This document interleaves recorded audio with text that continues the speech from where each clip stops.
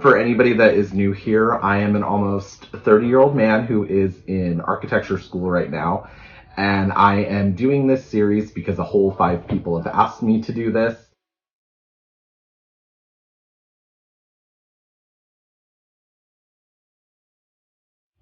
Hey guys, and welcome back to another episode of What Am I Doing With My Life? Just kidding. Welcome back to Rainbow High is a Show That Exists. Episode 10. We've done 10 of these. Okay, so episode 10 of Rainbow High is a Show That Exists is called Rainbow High ChEeR Challenge.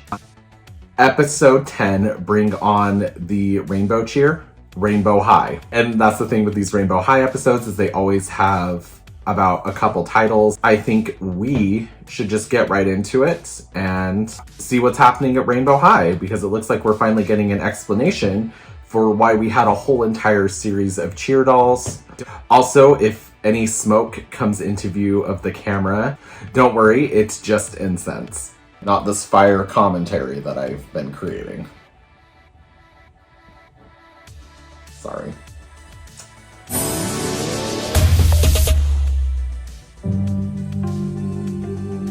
Why do you think Miss Wright called us here? Who turned out the lights? I did. As you know. Ooh, okay, so that's an entrance. Miss Wright looking here like a icon, got those shiny metallic glasses and then that pan up and everything. Ooh, I just love the drama of it all. Like, Miss Wright knows how to make an entrance. A right entrance? No, don't go there, Jeffrey. That's not a joke. No. The fact that you thought it was funny is a joke. Rainbow High prides itself on challenging students to rise to the occasion, which is why you are here. Sometimes we give an extra challenge just to see what you've got. So here's your challenge. Design new uniforms for the Rainbow High cheerleading squad. Okay, so I've been seeing it in the doll groups already because apparently something to do with these Rainbow High ChEeR outfits, where it's like the 70s, 80s, 90s, and the 2000s. Apparently it has something shady to do with Barbie or something. So if you guys could let me know why that would be considered shady, I would love to know why, because I don't get the reference, but some other people picked up on it pretty quickly. Ultimately, I like all 4 of the outfits that are shown. You get to design the uniforms? Fire! Yes, well, we went to 2 fourth-year groups first, but their designs were meh. It's time for fresh eyes and a raw point of view. It's time for Zasing. Hey, I'm taking notes. How do you spell Zasing? You're the first underclassmen group with this opportunity. Don't waste it. Now, let's meet your judges from the cheerleading squad and football team. Okay, so we finally have Karma Nichols, Stella Monroe, and River Kendall making like their official appearance. Like, we've seen River Kendall before, but he hasn't been like this focused on. We've seen Stella before, and we've seen Karma in the last episode for like 2 seconds when she's going through the hall. But now we actually get to see them, and it turns out Karma and Stella are cheerleaders, and River is on the football team, which, I mean, makes sense at a fashion and art school to have a cheer team and a sports team, I guess. Like, I'm sure there's art in that, and clearly there's fashion in that, because they were just presented with the challenge to make ChEeR outfits, so. Who's the cute guy in teal? Boys, later. Aww. Challenge now. So, Amaya thinks that River's really cute, and it looks like, because there were some rumors floating around where Amaya and River might get together, so maybe this is like the precursor to that and everything. And I think that'd be cute. I'd rather them get together than like River and Skylar, because that's just too much blue for me. But Amaya and River, I think, would be cute together. If you want to win, your designs need the 4 S's. Style, swag, and school spirit. And to prove your spirit, we want to see you do a cheer in your designs. Impress us. It's weird. I wouldn't think Karma would sound like that. I take it back. Boys now and challenge now. Okay, So this is the part that I've been seeing talked about the most, because Jade is, talking about like boys, like it's okay to focus on the challenge at hand and on boys. And this doesn't completely erase the whole queer coding thing with Bella and everything. Like, I just want to remind you guys that bisexuals exist. So there's still a chance for Jella to be canon when they bring Bella back, which we know they will. MGA is painfully aware of Jella. They've even referenced Jella in their own media. So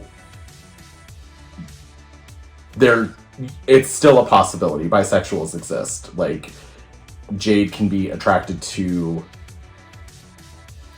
characters who identify as male and characters who identify as female. Like, that's totally chill for Jade to be attracted to people she's attracted to. You'll present your designs right here in exactly 48 hours. Ooh, that's an exit too. Guys, can we talk about how they all just disappeared? No time. We only have 48 hours. There's no way. We've got this. I totally used to give myself time challenges at home, like my favorite show, Project Fashion. We just won't sleep or shower. Ew, I'm thinking of Amaya not showering when she's wearing that weird plastic coat and everything, and just all like that stank that she could trap in there. And I like everybody's grossed out faces, especially Sunny. Sunny has like the most expressive faces, and I just love it. And we've got 2 fashion focuses. We can totally do this. For sure we can. We just have to split everything up and spend all night concentrating on what we each do best. Sky and I'll handle uniform design. I got the Rainbow High emblems. You know I'm all over hair and makeup. I'm thinking high ponies and big bows. What? I like pep. That's cute, seeing Jade being like, what? I like Pep. She can be peppy too. That's adorable. That's this whole ChEeR thing. It's all like rah-rah, like peppy, preppy, all that stuff. And I wasn't like a ChEeR kind of person. In school, I wasn't hyper involved. Like, everybody else had like school spirit and would like go to class and stuff. And I would like skip class and go to the mall to like shoplift or something, Oh, I've got a sweet idea for pom-poms. And Sunny and I can work out the cheer, right? Yes! Sunny, Violet, go, go, go! We'll make a cheer and win the show! Ooh! Ouch, Sunny. emoji. So I really like that transition scene where Sunny fell on her ass and her friends actually lifted her up and helped her out. I don't know why, but I was like, when I was watching that, I was like 90% sure that they were just going to transition and just kind of leave Sunny on the floor. But it's cute that they took an extra like 1.5 seconds to animate her being picked back up from her friends. I don't know why, but that's like super wholesome. That hit my heart, and I'm glad that's what they chose to animate. Now we just have to ask the group which one they like best. They're judging us on sass and style. Bam! You're welcome. Those emblems don't match this hair and makeup, and what I've got is sick. Sick isn't cheer. Cheer is cheerful and fashion forward and fun. Was I wrong to have us all split up? No, we all have big ideas. That's good. Here, I'll help. What? It's a bird call. My dad's a bird watcher. So we just learned something about Skylar. I know their names. I just have to like always remember who's who. So we just learned something about Skylar, and I guess her dad's a bird caller. But also what we're learning about Skylar is in every single episode, she is getting deeper and deeper than her doll was originally. So I don't know if that's like MGA listening to like skin tone variation or what's going on there. But I have noticed that the girls are getting deeper and more saturated in the episodes, and I don't know if it's like they're slowly transitioning them to have better like levels of melanin, which is great because it should have been there from the beginning, or like what's going on. But I'm glad that's happening. I wish it was represented in the dolls a little bit more, but we just got like a whole list of dolls, which we'll actually talk about at the end of the video.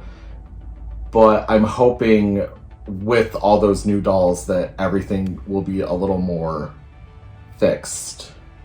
But we'll discuss that later. Amaya, thanks. We shouldn't fight. It's like Sky said, it's good that we all have big ideas. It's 'cause we're all unique, talented people. Just like everyone at Rainbow High, including the cheerleaders. And they shouldn't all have the same look. They should have looks unique to them. Hold up. You mean instead of one look for the cheer squad, we make a different look for each cheerleader? A rainbow of looks for a Bunch of rainbow different of looks is good. talents. Oh, I love it. Turn your color up. Okay, and then we go through that whole little montage of them making all the different cheer outfits and everything and using their talents. Which is cool because whenever they do like these little montage transition scenes, there's always some really good animation in them. Like I've been saying recently, I hate computer animation, but I do like the animation on the show. I think it's getting really pretty and like the details are really good, like how they put the textures on the fabrics and everything. Like the way this is rendered, they're doing a really good job with it. It'll be just like we practiced. Poppy starts, we all follow her lead. I know, like me and... All right, girls. Let's see what you've got. Here the girls do this, what can only be called as a cheer. And I'm not going to subject us to watching this part over again because we've all seen it at this point, I would hope. But if people only watch my videos to know what's going on with this show, basically they just do a really monotone cheer, and I just don't feel like making us all watch it again. And out of nowhere, all of a sudden everybody has like these amazing acrobatic abilities and everybody's just like really, really good at cheer, even though it takes like years of practice to get to that like physical level of cheer. But all of a sudden the girls know how to do it, and in heels. So they doing better in heels than I do. So we're just gonna kind of skip ahead to like after the cheer.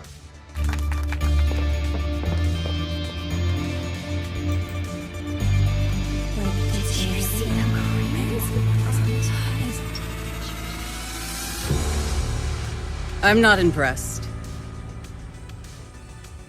I'm very impressed. You broke the mold and created something truly unique. You did it! Congratulations. Really great work. And your new hair is awesome. And I have to agree with River here. I love Amaya's rainbow goth hair. I like classic Amaya with the white hair too, but I do like this hair also. If you guys saw in my one video where I unboxed that Amaya doll and she was like possessed and had the weird exorcism head, whenever she was doing her whole entire 360 head turn, her hair looked gorgeous. So I really like it. I like how it's rendered here. I like how different all the girls look when they're not in their main looks. Like this looks like a completely different cast of characters, and I think that's really cool. But yeah, I agree with River. I like Amaya's hair this way. I know not everybody likes it, but I think it's really cute. Great